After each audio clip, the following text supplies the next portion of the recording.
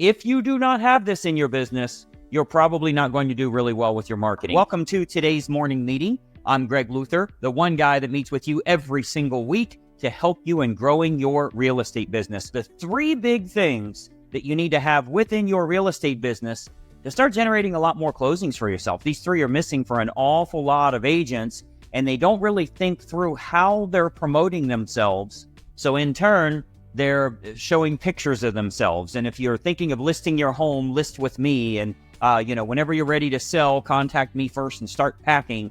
They're doing all that stuff that's not really creating what we're looking for. So there's three big topics I want to cover today, because if you were brand new in the business and you said, Greg, how do I become a top producer? I'd tell you to first write down these three words: trust, authority, and credibility. We're going to talk about each one and why it's so important to handle your marketing this way, because these are the three things that you need to have as a real estate agent, frankly, as any salesperson, but as a real estate agent, to create the type of positioning you're looking for. If you do not have this in your business, you're probably not going to do really well with your marketing. You're probably going to generate a lot of leads or buy leads from other sources and wonder why they never convert for you. And the reason they're not converting is you got the contact information, but then you tried to set up an appointment with them.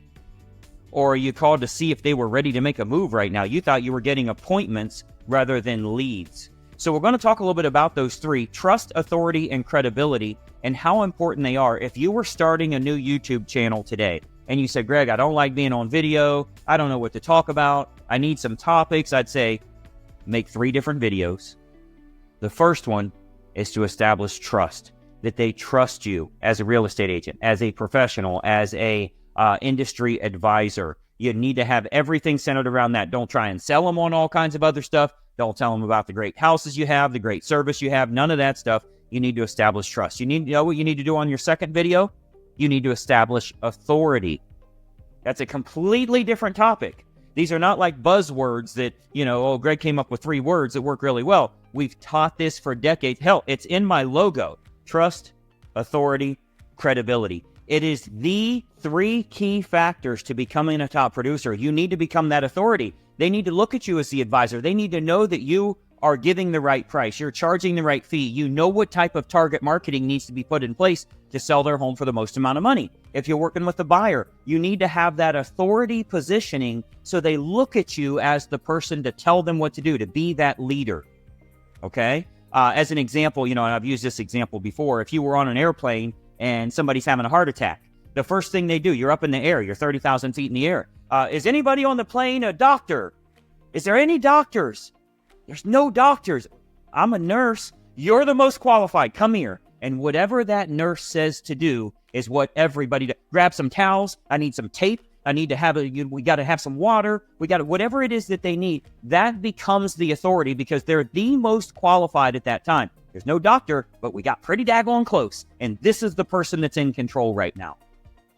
You need to think about how you're positioning yourself from an authority position. And then finally is credibility. Okay? The credibility factor to get them to their desired goal. Now, let me tell you why this is important.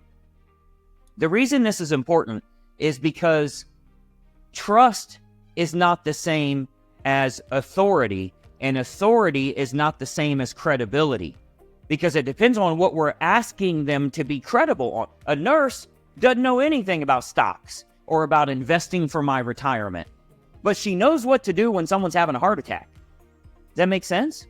So, let's look at my mother, okay? Let's say I want to become an NFL football player. I have trust with her. She's definitely the authority with me, but she has no credibility on showing someone how to become an NFL player. She has a lot of credibility on a lot of things, but she can't teach me shit about how to become a professional sports star. She has a 0% success rate. It's the reason I don't believe very much in college professors. More than 99% of their graduates, go back to 2004, 20 years later, 99% of the people they taught are losing. So I don't have anything wrong with it. There's nothing wrong with them. It's just they suck. They're doing it. They don't know how to create wealth. I'm not ragging on teachers. I am one. But I give awards for those that create a net worth of over $1 million, and they parade on my stage. So the credibility factor matters. Now, if it's how to be in a successful relationship, if it's how to take care of your kids or whatever, my mom has that authority and the credibility that I would need. But she doesn't have the credibility on teaching me how to sell more homes, on how to use marketing to turn it into profit, right? How to advertise to pick up new clients. Well, the same is true with your clients. You need to have trust. You need to have authority. And that third video you would create with this fictitious YouTube example we're talking about, you need to have credibility. That doesn't mean I've done this before. It doesn't mean here's my 5 last showings or 5 last closings that I had, or that I sold a home in your neighborhood. That doesn't necessarily give you more credibility. In lieu of all other measurements, of course, they'll go with someone who just sold there. But if you didn't just sell there, you better get some other measurements. So these 3 factors should really be the center of everything that you're doing, of video content, of your newsletter. If you're writing a newsletter and you're sending it out to your sphere of influence, your past clients, your unconverted leads, all of the people you're sending a printed and mailed newsletter, you should have that in mind. The only reason I'm doing this newsletter, is because I'm touching base with them to build trust, authority, and credibility. As a matter of fact, I want to read through that. If I were reading your newsletter and say, hey, Greg, what do you think of this? You got a freaking recipe in there. You got a crossword puzzle. You got pictures of yourself at a cookout. You got whatever. The only thing I'm thinking about is let me read through this. Does this establish trust? If I'm a homeowner in this area, would I trust you as an agent? Would I look at you as an authority as an agent? And would I look at you as credible as an agent?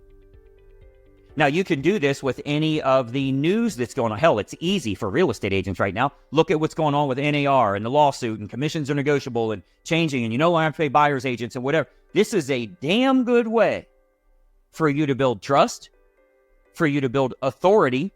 All you got to do is give your opinion on this and why. 50% of the people are going to love you. 50% of the people will not agree with you, but it's certainly better than 100% of the people not knowing who in the hell you are. So you're going to build authority, and you can certainly build credibility when you show the facts, when you show the truth, when you show what it is real estate agents really do. So the newsletter that you put out on a monthly basis, the email sequence that you're using. So you got a new lead. I don't care if you're paying Zillow, Realtor.com, you're getting them from your broker, you got Commissions Inc., you got all these different services that are giving you leads. And you're creating an email. You certainly don't use their email sequence. You already know how bad that is. Their drip campaign, which is the worst you're like, hell, I would never open this, let alone read it and then reply to it. We'd never get to that point. Okay, well, what if you just don't do that? Because you're losing credibility by using that kind of stuff. You're actually burning your lead by doing that sort of thing. So you need to look through your email sequence. And let's say, what we've had very good success with is 6 emails and 2 text messages over a 21-day period. This is what we call a short-term nurture. So any new leads that we're getting in from whatever source that is, it needs to be 6 emails and 2 text messages over the course of 21 days. The great news is it's 100% automated. You don't have to do the work yourself. But if you're doing that, I want to look through those emails and text messages and see the only things I'm trying to create right here. Those 3 things right there in the logo we've used for decades now. I want to establish trust, authority, and credibility. I don't want to talk about I'm with the fastest growing company. We're the biggest company. We got national, international presence. We have a Sunday morning television show. I don't want to do any of that crap because the prospect doesn't care about that. So with everything that we're creating in our marketing, your newsletter, your email sequence that you're utilizing, a text sequence that you're utilizing, because we're converting a lot of people to text. We're doing everything except phone because phone freaking sucks. You hate making the call. They hate taking the call, and it's the least effective communication device. I guarantee, I put up, if you guys go back to Facebook and you look at the $100,000 in cash I was carrying, cash, I went to the bank, I got out 50 grand.